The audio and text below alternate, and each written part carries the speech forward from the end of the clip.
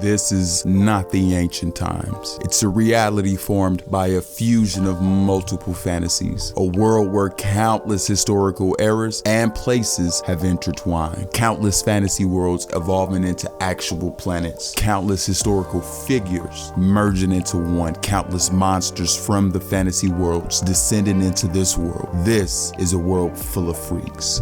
On a seemingly ordinary and mediocre day, a rift opens the sky and countless monsters start falling from above. The main character, Yi Tianxing, survived the 7 days of cataclysm along with his sister and others by relying on his innate third eyes. Immediately, a myriad of planets appear out of nowhere and start combining with Earth, converging into one gigantic planet. At this point, it can be said that Earth has opened a new chapter, the Eternal Kingdom. Our MC Yi Tianxing has only but one purpose, which is to stay alive and to find his lost sister and her friends. Until the world falls into his hand, our MC swears to take a stand and fight against this new world. So first, shout out to mangaboss.org. I'm gonna be honest with you, I found this over there on some random, I think I just looked at the cover and it looked decent, and then that's how that usually plays out. They do look like they have a fake decent library of Manhwa that, there was a couple of things when I was looking through that I didn't recognize and that was looking pretty decent,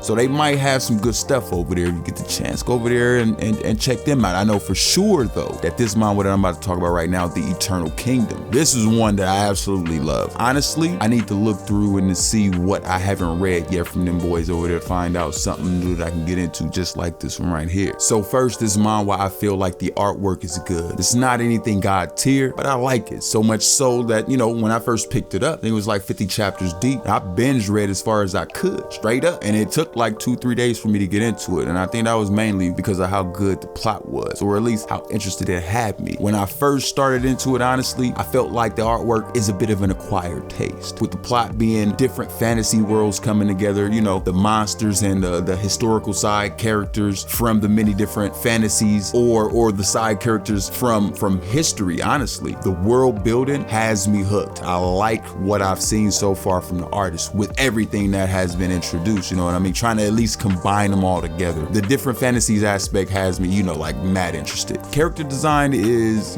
from the people, the monsters, all of that look great. Everything, as far as the background aesthetics, everything looks fire. The different cultures that they're trying to portray throughout this manga, you know what I mean? Or at least what the different people that are introduced bring as far as culture and how different or the variety that you get from that, all of that looks great, man. I love how, cultivation manhwas generally look. This manhwa kind of gives off those vibes, with there being a variety of treasures that you will usually see in cultivation manhwa, and the martial arts, the lore when it comes to the different fantasies and the monsters and the characters from those many different fantasies. It's all mad interesting. Our MC Yi Tianxing, his character, I like his character, honestly. He's quick to figure out how the new world works, how to get stronger by finding powerful allies, building his own territory, also the people within his territory. Honestly, that's my favorite part of this story. That's my favorite aspect of the story. The fighting that goes on in this manga is not bad at all. Honestly, it's pretty fun when they get down to throwing the hands. Whether it's between character on character or,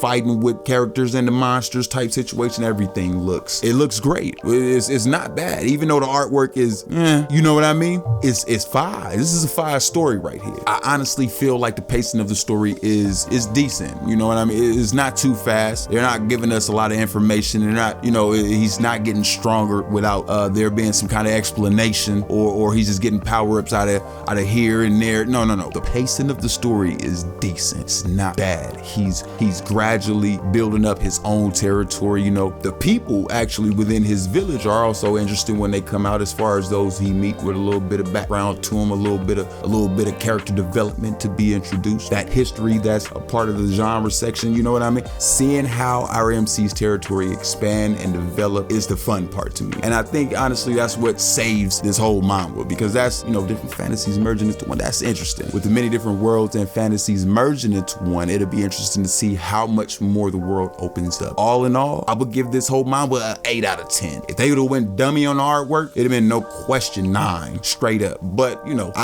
being modest, 8 out of 10 straight up. The plot is decent. The character design, all of that other good stuff, I'm with it. 8 out of 10, can't even debate me on it. I ain't gonna lie. Last I checked, it was about 64 chapters deep. So there's something else you can binge read, fam. family. When you check this out, you will not be disappointed, honestly. And I don't think, there's going to be many people with the artwork, but if you make it past that, you won't be sorry. So let's keep it moving, family. I ain't gonna lie to you. Let's get into this next one, yo. We have Reformation of a Deadbeat Noble. Our MC Aaron is a boy who sleeps to run away from reality. Losing your moms right in front of your eyes is something anyone can sympathize with. But because he chose to stay in his room every day and do nothing but sleep away the pain caused by that depression, the people of the kingdom began to see him as lazy, and they decided to give him the nickname of Deadbeat Noble. Even though he was universally known throughout the kingdom as lazy and being mocked by the people by being called the deadbeat, Aaron still had for years no desire to change. Not until one day he had a dream of a swordsman. It was a dream of a talentless man who had been training by swinging his sword for decades up until his passing. Why do I keep having this dream? He asked himself, and who is that man who swings his sword within my dream? Why do I feel like I must pick up the sword? Why do my thoughts become clear as I start to swing this sword? I want to be like that man. I want to be on par with him. I no longer want to be called the deadbeat noble. And with that, family, the story of how a lazy noble who masters the sword begins. So in all honesty, I love this manga, yo. Everything about it. There's not too much as far as the cons that I can call out when it comes to this manga. There's a bunch of pros and then they all lick. The chapters are lengthy and well colored. The visuals look fantastic, especially the fights. You know what I mean?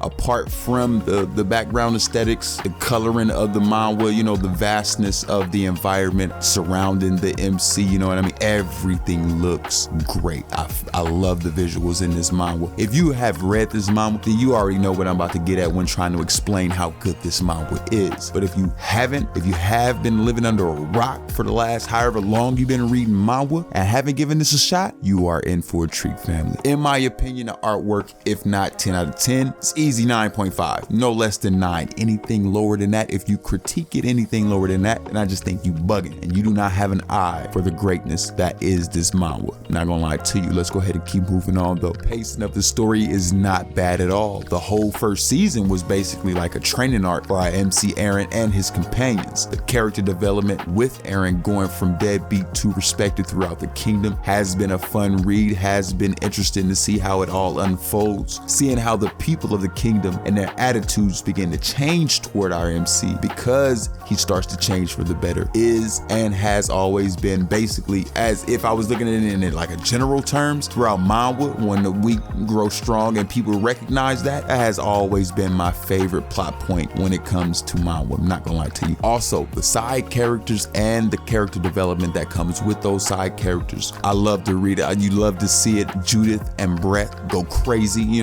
Brett, that's the homie. That's one of my favorite characters throughout the whole story. How they all feed off each other though, as they all fight and compete with each other to grow stronger when they're in the academy. That's what really makes everything pop. I love how the character development plays out between the three of them, Aaron, Judith, Brett, Ilya, I think her name is. There's the other side character that it more than likely might be a love interest to the main character, but we don't know that yet. We're still trying to figure it out. The story is still unfolding and ongoing. With swordplay being the foundation of this manga, you are in for great fights throughout this story. I don't even know if I can emphasize that any more than I already have. The magic added on top of the fights and on top of, everything that has to play out in the story as far as, Aaron being a mystic and people just having magic in general makes everything that much more colorful. Throughout this manga, when you're reading, I do not believe you will be disappointed with this manga, not one bit. If you haven't read it, and if you have, let me ask you, if you have read this manga, in the comments, tell me, is this not masterpiece status? This looks good, the story is good, the plot, the character development, the aesthetics, you know what I mean? This is not too many manga that